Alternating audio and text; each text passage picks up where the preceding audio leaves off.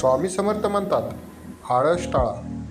आजच्या धावपळीच्या जीवनात अनेक लोक मोठी स्वप्न पाहतात, यश मिळवायची इच्छा ठेवतात, पण त्या स्वप्नाच्या मार्गात एक मोठा शत्रू उभा राहतो, तो म्हणजे आळस.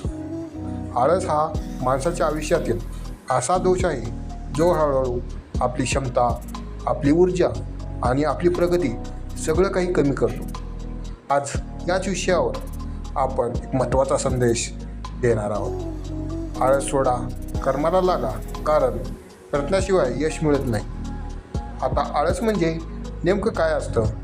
आळस म्हणजे फक्त काम न करणं नाही, तर आळस म्हणजे काम पुढे ढकलणं, जबाबदारी टाळणं, वेळ वाया घालवणं आणि स्वतःच्या क्षमतेचा उपयोग न करणं.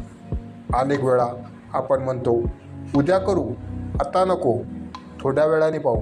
पण मित्रांनो, याच उद्यामुळे अनेक स्वप्न अपूर्ण राहतात.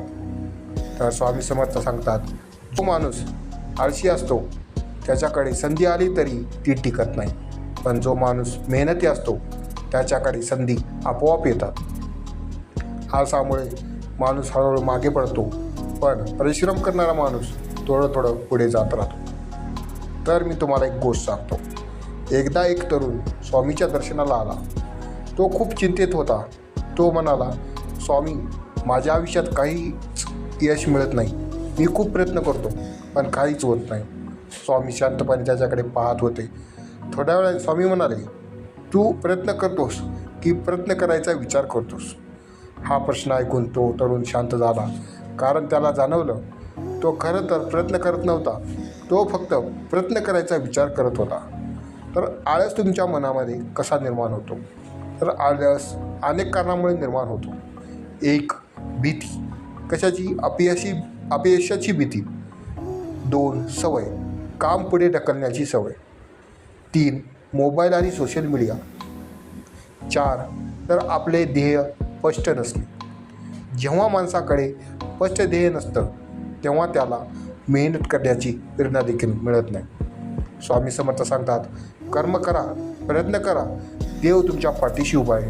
म्हणजेच देव आपल्याला मदत करतो, पण पहिलं पाऊल आपण टाकलं पाहिजे. आळस दूर करण्यासाठी काही सोपे उपाय मी तुम्हाला सांगतो. तर एक आहे, सकाळी लवकर उठा. सकाळची वेळ ही सर्वात सकारात्मक आणि शक्तिशाली असते. 2. दिवसाचं नियोजन करा. आज काय करायचं आहे हे आधी ठरवा. 3. छोट्या कामापासून सुरुवात करा. मोठे काम अवघड असेल तर लहान पावलांनी सुरुवात करा. 4. मोबाईलचा वापर कमी करा. मोबाईल हा आजच्या काळातील सर्वात मोठा वेळखाऊ आहे. 5. स्वतःला प्रेरणा द्या. दररोज स्वतःला आठवण करून द्या, मी आळशी नाही, मी मेहनती आहे. तर आळशी माणसाला त्याच्या आळसामुळे त्याच्या जीवनावर काय परिणाम होतात तर ते आपण पाहू. जर आपण आळस सोडला नाही तर त्याचे परिणाम गंभीर असू शकतात.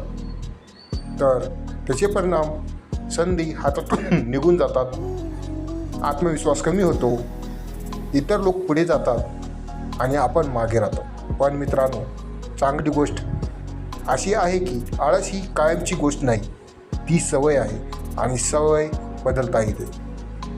इतिहासात जितके महान लोक झाले ते कोण होते? ते आळशी नव्हते, ते मेहनती होते. त्यांनी संकटे पाहिली, अडचणी पाहिल्या, पण त्यांनी हार मानली नाही. स्वामी समर्थ सांगतात, आयुष्य खूप मौल्यवान आहे, प्रत्येक दिवस महत्त्वाचा आहे, प्रत्येक क्षण एक संधी आहे. म्हणून आळस सोडा, कर्माला लागा आणि देवावर विश्वास ठेवा. जर हा तुम्हाला संदेश आवडला असेल तर व्हिडिओला लाईक करा, शेअर करा आणि चॅनलला सबस्क्राईब करा.